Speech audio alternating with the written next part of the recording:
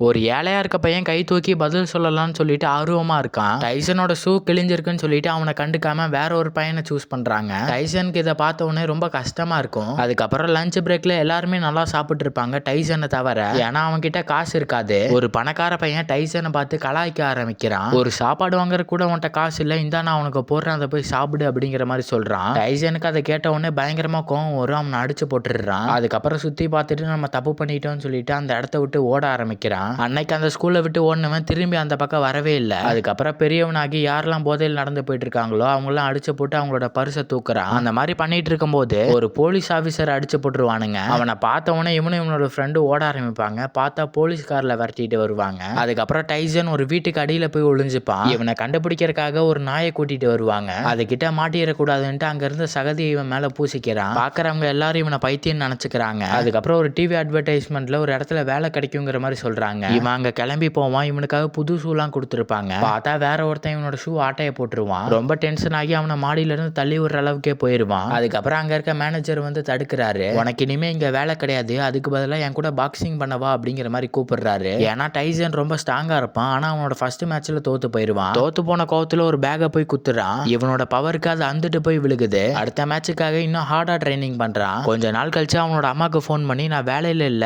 அதுக்கு பதிலாக பாக்ஸிங்ல இருக்கேன் அப்படிங்கிற மாதிரி சொல்லிடுறான். அதுக்கப்புறம் டைசன் பாக்ஸிங்ல ஒரு பெரிய ஆளா வளர்ந்து வரான்.